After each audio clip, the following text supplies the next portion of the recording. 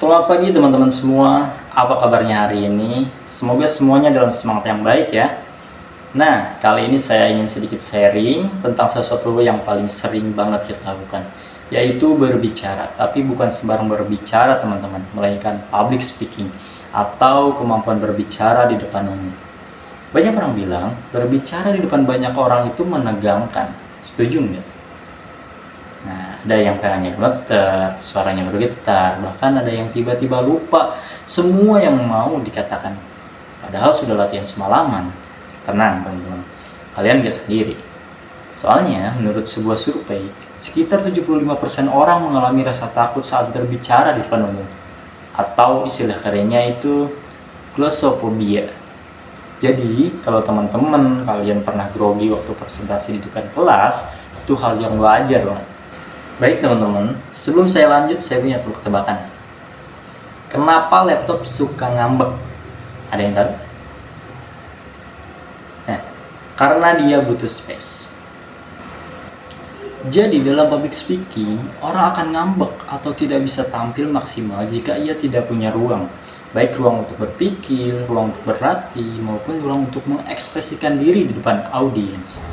Sama seperti laptop tuh, yang butuh ruang penyimpanan agar bisa berfungsi tanpa masalah. Pembicara juga butuh space atau butuh waktu untuk persiapan dan pengalaman agar tidak grogi dan materinya sampai ke pendengar secara optimal. Jadi teman-teman, kemampuan public speaking itu sebenarnya bukan cuma soal berani bicara, tapi lebih dari itu, bagaimana kita bisa menyampaikan pesan secara efektif sebagai mahasiswa ilmu komunikasi. Nah teman-teman, apalagi yang nanti ingin bekerja di dunia media, organisasi, atau bahkan jadi pemimpin, kemampuan berbicara di depan orang adalah salah satu kunci kesuksesannya. Bayangkan, jika kalian jadi seorang pemimpin yang harus memotivasi tim, atau seorang presenter yang membawa acara penting, kalau kalian bisa menyampaikan ide dengan jelas, percaya diri, atau bahkan berwibawa, orang lain akan lebih mudah percaya pada kalian. Nah, disitulah public speaking memainkan peran besar. Bukan hanya meningkatkan karir, tapi membentuk citra kepemimpinan.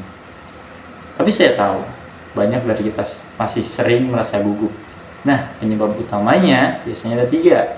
Pertama, kurang persiapan.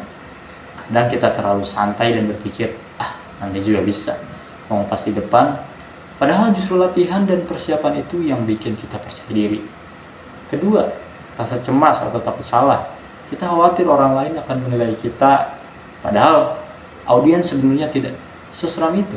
Mereka juga manusia dan sebagian besar malah mendukung kita. Ketiga, tidak tahu harus mulai dari mana. Nah, ini bisa diatasi dengan membuat kerangka sederhana, pembuka, isi, dan penutup. Selain itu, ada beberapa cara yang bisa kita lakukan untuk mengasah kemampuan public speaking, teman-teman. Yang pertama, latihan rutin. Coba biasakan berbicara di depan cermin atau rekam diri sendiri. Dengan begitu, kita bisa tahu bagaimana yang perlu kita perbaiki. Yang kedua, gunakan bantuan visual seperti slide, gambar, atau video. Ini bisa membantu fokus audiens dan mengurangi rasa gugup. Yang terakhir, yang ketiga, ada aktif ikut organisasi, kegiatan kampus. Di sana banyak punya kesempatan untuk berbicara di depan orang. Semakin sering kita melakukannya, semakin berani kita jadinya. Yang paling penting, jangan takut untuk terlihat belum sempurna. Semua pembicara hebat dulunya juga pernah gugup.